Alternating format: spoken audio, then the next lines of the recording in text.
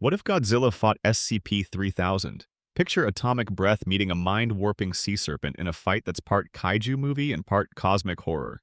Today we'll walk through SCP-3000's documented properties, compare them to the MonsterVerse Godzilla's strengths, and figure out who would likely come out ahead. Smash that like button and subscribe before we dive in.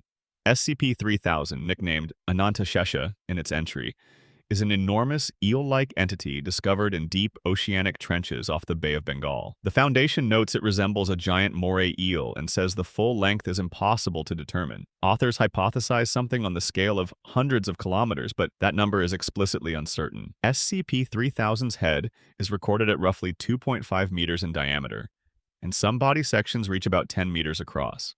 Those measurements come from Foundation observations, not wild extrapolation. The file makes clear that the creature is typically sedentary, though it can move when feeding or disturbed. This creature isn't just a sea monster, it's a living cognito-hazard. Simply seeing it or getting near it can mess with your mind. Witnesses have reported raging headaches, paranoia, panic, and even complete memory loss. One documented case had a researcher staring at it underwater, going insane, repeatedly whispering, "There's nothing," and finally smashing his head against the submarine's window.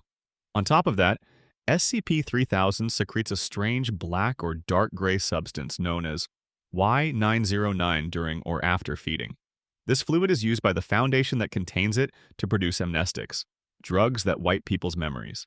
Interestingly, despite its massive size, SCP-3000 is often passive. It spends long periods lying dormant underwater, but it can move surprisingly fast when it decides to go for prey. Because of its memory-warping powers and the general fear it instills, many who see it might not even remember the encounter properly, which itself adds to the horror. Some in the lore believe SCP-3000 might not just be an enormous beast.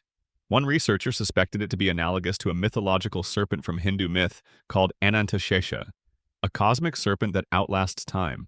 Others argue maybe it's just a primordial creature beyond our comprehension, yet its presence alone can erode your mind. So, SCP-3000 is a deadly mix of cosmic horror and sheer physical terror, and that makes it unique among monsters. Enter Godzilla. Godzilla, of course, is one of the most iconic kaiju ever created, towering over cities, breathing atomic fire with near unbreakable tough skin.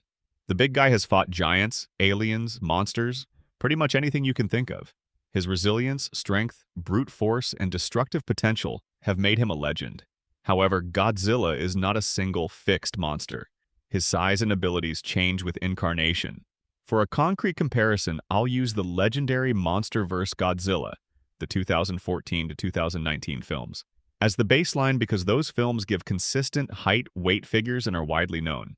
Now imagine that power, raw muscle, atomic breath, durability, going up against something almost alien in nature, where the fight isn't just physical but mental and existential. SCP-3000 vs. Godzilla. What happens? First off, size. SCP-3000 is possibly hundreds of kilometers long. By comparison, Godzilla, even at his most monstrous, is tiny. That sheer size and mass of SCP-3000 could make Godzilla look like a toy. If SCP-3000 decides to coil itself, swallow, or crush, Godzilla is in a serious disadvantage. Second, the horror powers. If SCP-3000's cognito-hazard affects even normal humans, what happens when it hits a giant kaiju? There's no official record of SCP-3000 dealing with monsters like Godzilla, but many fan discussions and speculative matchup threads treat it as a major advantage. Some argue SCP-3000 could mind-hack Godzilla into submission. That said, others caution that SCP-3000's effect is documented on human minds, not necessarily on monstrous creatures. Beyond that, Godzilla's physiology could be so different that memory-erasing horror might just not work. Third, movement and combat style. SCP-3000 spends most of its time lying dormant. It's not a constantly moving, roaring monster. It only moves when triggered, usually to feed or to react. Godzilla, on the other hand, is always ready to fight, has strong offensive and defensive capabilities, and has survived enormous destructive events, even nuclear bombings. This leads to a tricky middle ground. If SCP-3000 doesn't manage to get a psychological edge, Godzilla might just overpower it with brute strength and endurance. But if SCP-3000 gets within range, or traps Godzilla somehow, the scary memory-erasing effect could tilt things dramatically. How a fight might start. The arena matters. Location is huge. SCP-3000 is ocean-dwelling and usually sedentary on the seafloor. Godzilla is amphibious and fights on land and sea. If the battle happens offshore where SCP-3000 can use depth and concealment, SCP-3000 gains a big tactical advantage. If it happens in shallow coastal waters or on land, Godzilla's mobility and raw destructive power favor him. This is important because SCP-3000's documented mimetic influence acts through proximity and observation. Being dragged underwater or surrounded by the eel's mass could increase exposure risk for anything nearby. In fan forums, some imagine a multi-stage battle. At first, SCP-3000 uses its size and horror to terrify Godzilla. Then maybe Godzilla gets disoriented, attacks, but the eel slips away under the sea, dragging the battle into unknown depths. Another popular idea is that SCP-3000 doesn't need to fight face-to-face.